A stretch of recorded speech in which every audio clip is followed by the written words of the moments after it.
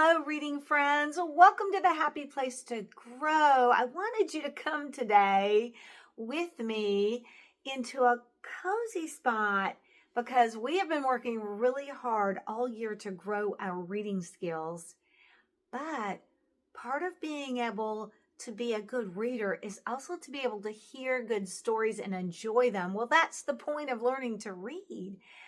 I wanted to share with you a wonderful Christmas story because yes, it's right around the corner. We are halfway into December, and I wanted to share one of my favorite Christmas stories called "Twas the Night Before Christmas." Now, this is an old tale, new version, new book with great illustrations that look like they were painted or chalk drawn and cut out and placed on the page. I love the illustrations that really sort of modernize this older story. Now, this was actually written by a father to his daughter. It was a letter or a poem.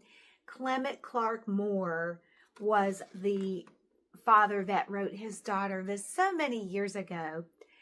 Have you heard this one? "'Twas the Night Before Christmas." Maybe you haven't heard "'Twas." Maybe you've heard it, "It Was the Night Before Christmas." I love this Christmas adventure because it takes us to a quiet night, the night before Christmas, when Santa's out with his reindeer delivering presents when somebody wants to spy on old Saint Nick. So sit back, cozy up by the fireplace, and let's enjoy "'Twas the Night Before Christmas." Now, this is a brand new book, so I've got to kind of fold it down. There's the title page with Santa over the rooftops. "'Twas the Night Before Christmas." I love those cute little reindeer. They are adorable. There we go. Cozy fireplace. Look at that moon shining through the window. "'Twas the night before Christmas, when all through the house not a creature was stirring, not even a mouse. The stockings were hung by the chimney with care, in hopes that St. Nicholas soon would be there." Who's St. Nicholas? That's right, Santa Claus. That's another name. He's got many names for many different countries that he visits. The stockings were hung by the... Is your stocking hanging? All right.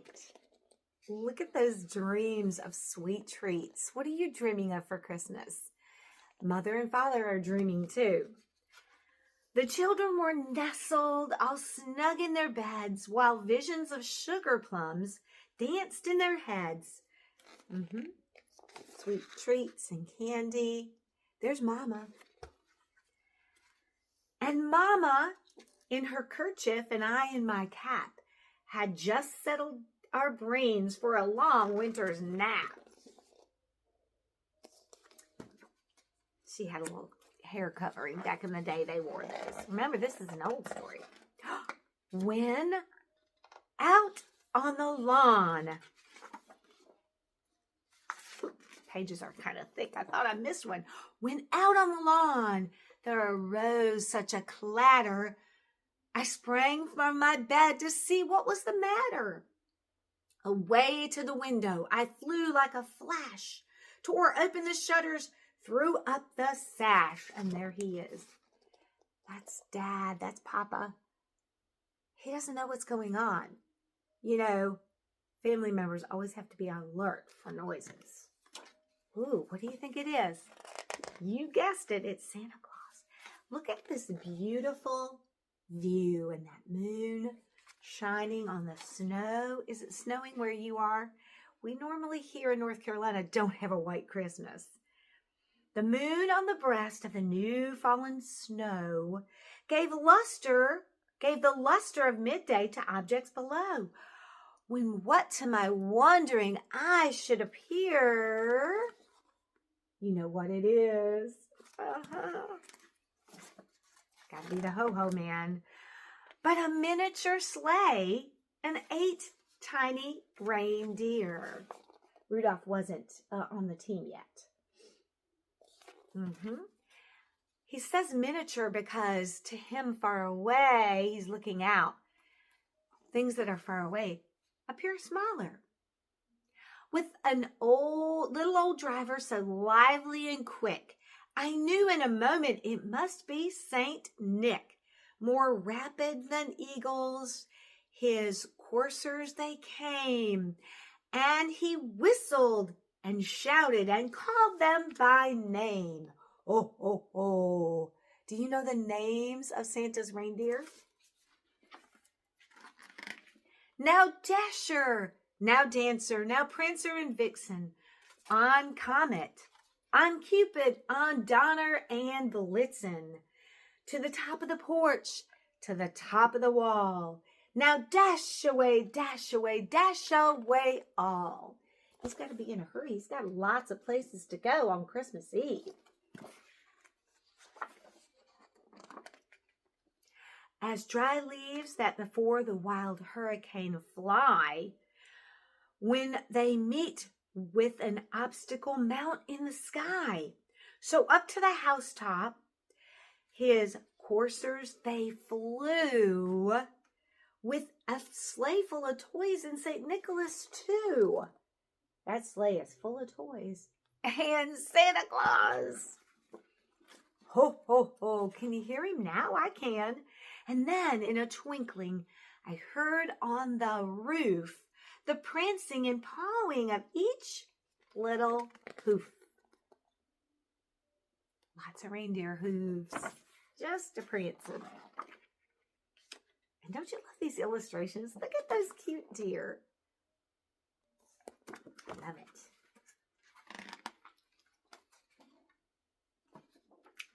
As I drew in my head and was turning around, down the chimney St. Nicholas came with a bound. He came really quick. He was dressed all in fur from his head to his foot, and his clothes were all tarnished with ashes and soot. A bundle of toys he flung on his back. He looked like a peddler just opening his pack. You know, if he goes down the chimney, he's going to get a little dirty. But it's all part of the job. There he is, and he's so cute. His eyes, how they twinkled. His dimples, how merry. His cheeks were like roses, his nose like a cherry. His droll little mouth was drawn up like a bow. I love that description. And the beard on his face, on his chin, was as white as the snow. The stump of a pipe he held tight in his teeth, and the smoke it encircled his head like a wreath. Look at that cute little puppy sneaking in. Oh, that's a kitty. There was a puppy on the other page. Did you notice that? Oh, no, that was a kitten. I'm sure you noticed it was a kitten. He had a broad face and a little round belly that shook when he laughed like a bowl full of jelly. Wiggle, wiggle, wiggle. He was chubby and plump, a right jolly old elf. Well, you know he eats all those cookies on Christmas. I laughed when I saw him in spite of myself. He's spying right there. You know Santa knows he's there too. A wink of his eye and a twist of his head soon gave me to know I had nothing to dread, nothing to fear, because Santa is friendly and kind. A right jolly old elf. He spoke not a word, but went straight to his work. Ho, ho, I've got to get busy. And filled all the stockings, and then turned with a jerk. He has to get out of there quick and get on his way. And laying a finger, twink, twink, twink, twink, a side of his nose, and giving a nod up the chimney he rose. Magical. You know he's got a little magic in there. He sprang to his sleigh, to his team gave a whistle, and away they all flew like the down of a thistle. He's off. But I heard him exclaim as he drove out of sight, "Happy Christmas to all, and to all a good night." Ho, ho, ho.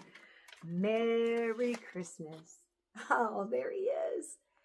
I love that story. It's just, well, you know, it was written from the heart of a father to a child.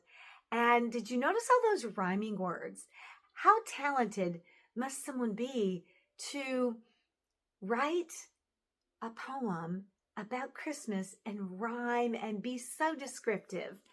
Well, I'm glad you joined me in the cozy place to be as we cuddled up for "'Twas the Night Before Christmas." Hey, if you get a chance to get to the library, or maybe you're shopping and you see this story, pick it up. It's always a good and cozy time to read at Christmas. Now, I want you to join me for another story by the fireplace. I'm going to pick out two good ones. That was my first one. Hey, join me for story number 2, Santa's 12 Days of Christmas. You know, we enjoy our Christmas, and Santa makes our dreams come true. In this story, this is a new one, you're going to find out what Santa does to celebrate after Christmas, his Christmas. All right, so join me in the cozy spot for Christmas story number 2. I'll see you real soon. We'll cozy up. All right. Can't wait to see you.